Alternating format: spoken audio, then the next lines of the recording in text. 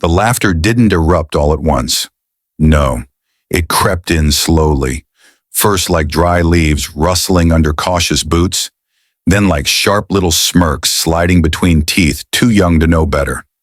Inside the base's visitor center, where military families came and went and recruits stood a little straighter than necessary, she sat by herself. An old woman, slight and still, with her hands folded on her lap and her back pressed against a seat that had forgotten comfort. Her jacket, an olive drab relic hanging loose on her frame, caught the eyes of two recruits nearby. "Looks like she pulled that out of a trash bin," one whispered to the other. They chuckled, trying not to, but doing it loud enough for it to land. Others glanced, smirks forming, eyes rolling. The woman didn't move, didn't flinch, but the room full of pride and pretense felt colder for it. Every Saturday without fail she came, always at 9:45 a.m., like clockwork. Same bus, same seat, same silence. No family accompanied her. No one ever met her there. She just sat, quiet as shadow, eyes resting on the flag that hung above the reception desk, lost in thought or perhaps in memory. Some assumed dementia, others called it delusion. A couple of the younger ones even laid bets on who could get her to talk. But she never responded. The front desk staff had long given up asking questions. She signed no forms, wore no ID, just sat there, week after week. And every week she wore that same jacket, like it was stitched not from fabric, but from her very identity, like taking it off would unravel what little of her story remained. It wasn't just the age of the jacket that drew attention, though its frayed cuffs and sun-bleached shoulders did speak of years gone by. What made it stand out, even if most didn't understand why, was the patch sewn onto the upper sleeve. Faded to near obscurity, it depicted a falcon in mid-dive clutching bolts of lightning.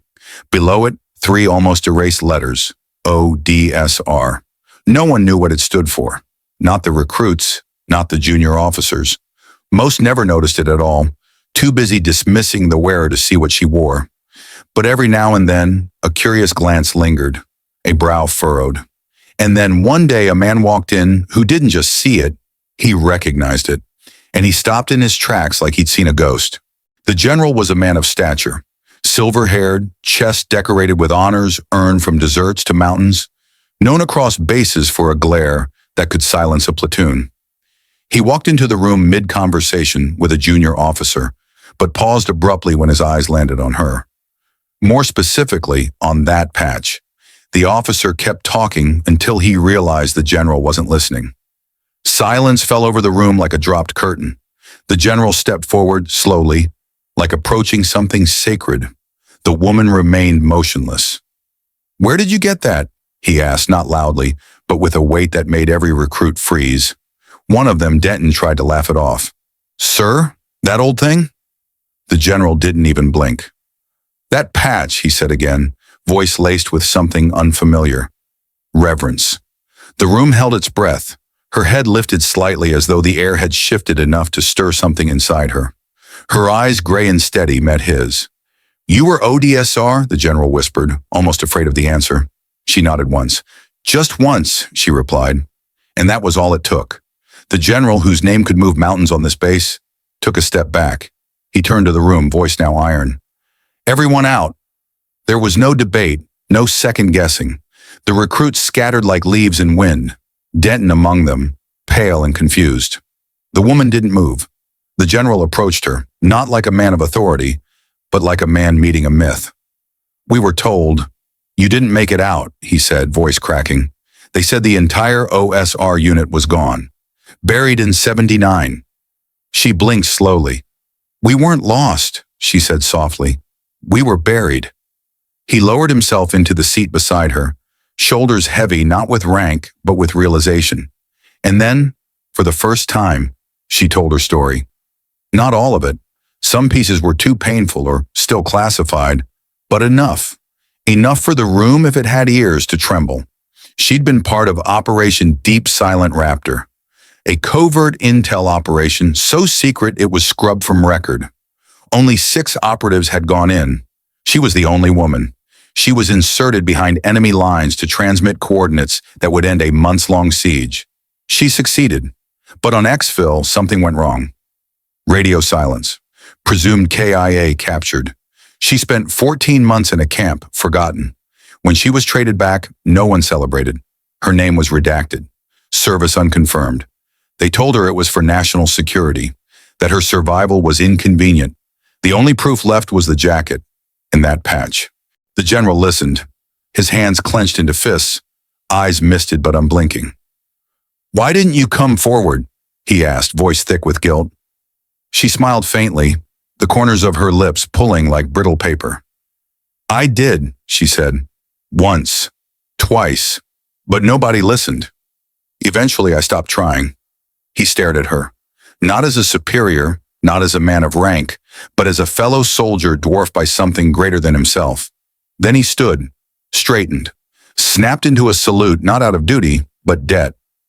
"You were a ghost in our file," he said quietly, "but you're a giant in our history." No one else heard it, but it echoed. The following Saturday, she returned, as she always did. But this time the air was different. There was no laughter, no dismissive whispers.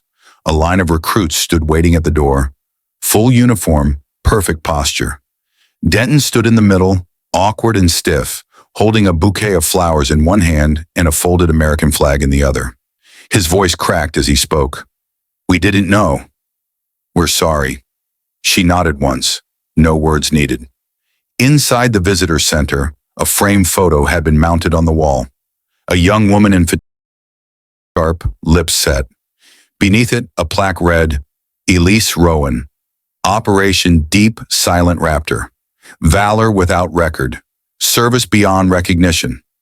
She looked at the plaque, then at the recruits. Her smile was quiet, but this time it was real. She didn't need to be known by all, just remembered by those who once forgot. And maybe that was enough. Not all heroes walk in parades. Not all wear medals or speak of their scars. Some sit quietly, week after week, bearing the weight of stories too heavy for ordinary shoulders. Elise Rowan didn't need applause. She didn't seek validation. She only needed one person, just one, to look closely enough to remember. And once that happened, silence gave way to legacy. If this story moves something in you, don't let it end here. Share it. Tell someone. Let the quiet giants of history stand tall once more. Subscribe if you believe the world needs more stories like this, of honor, of humility, and of the kind of courage that never fades, even when history tries to bury it.